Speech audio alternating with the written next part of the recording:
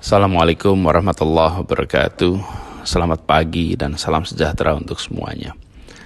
Saya Anies Baswedan menyampaikan pesan ini untuk seluruh warga Jakarta pada hari Minggu 15 Maret 2020. Ibu, Bapak, dan saudara sekalian, kita semua memantau perkembangan situasi COVID-19 di ibu kota. Sejak awal kami tegaskan, jangan panik, tapi juga jangan sekali-sekali menganggap enteng, jangan menganggap ringan atas masalah COVID-19 ini. Kita harus waspada dan kita harus disiplin dalam mengatur interaksi. Pencegahan penularan COVID-19 tidak bisa hanya dilakukan oleh pemerintah. Seluruh warga harus bekerja bersama. Penularan ini terjadi karena interaksi dari orang ke orang. Karena itu kita semua harus ambil tanggung jawab. Kita semua harus terlibat. Kita semua harus mencegah. Pencegahan ini harus dilakukan oleh kita semua. Caranya bagaimana?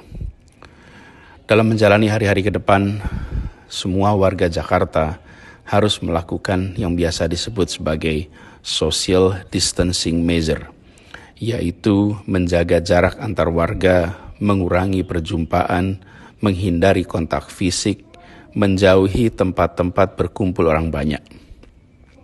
Untuk itu, ada beberapa hal yang perlu saya sampaikan dan harap diperhatikan. Ini semua untuk dilaksanakan. 1. Jangan keluar rumah kecuali amat penting. Sebisa mungkin kerjakan pertemuan secara jarak jauh. Jalankan ini dengan serius untuk seluruh anggota keluarga. Selamatkan diri sendiri, selamatkan keluarga, dan itu artinya menyelamatkan orang banyak. 2. Hindari tempat-tempat yang berpotensi jadi wahana penularan. Misalnya kawasan yang penuh pengunjung atau kegiatan yang berdirinya atau duduknya saling berdekatan. 3. Tunda semua kegiatan pengumpulan orang banyak. Walaupun kegiatannya mulia, walaupun kegiatannya baik dan dirasa perlu, tapi jika tidak urgent, maka tunda saja. Misalnya arisan, pengajian, rapat-rapat, majelis taklim, dan sebagainya. Tunda dulu di waktu saat ini sudah bisa terkendali.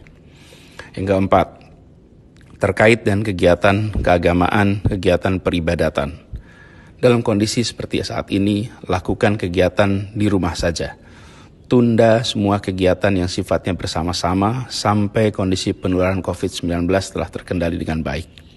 Yang kelima, tunda kegiatan resepsi. Jika resepsi pernikahan memang harus dilaksanakan, maka penyelenggara harus melakukan langkah tegas dan disiplin. Apa itu? 1. Harus ada petugas pemeriksa suhu tubuh para tamu sebelum masuk ruangan acara. Yang kedua, harus ada ruang isolasi untuk tamu yang bila ditemukan tidak sehat bisa diantarkan ke ruangan itu. 3, harus ada hand sanitizer di pintu masuk dan pintu keluar. Dan keempat, tidak boleh ada jabat tangan, lakukan interaksi secara tanpa bersentuhan. Saya berpesan kepada semua penyelenggara acara pernikahan, prosedur itu harus dilaksanakan dengan disiplin, jangan merendahkan risiko penularan. Keenam, saya mengajak kepada para orang tua untuk mengingatkan anak-anak agar tidak bepergian.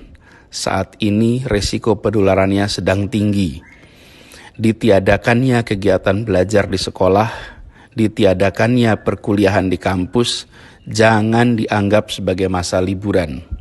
Tujuannya adalah agar semua kita bisa berada di rumah.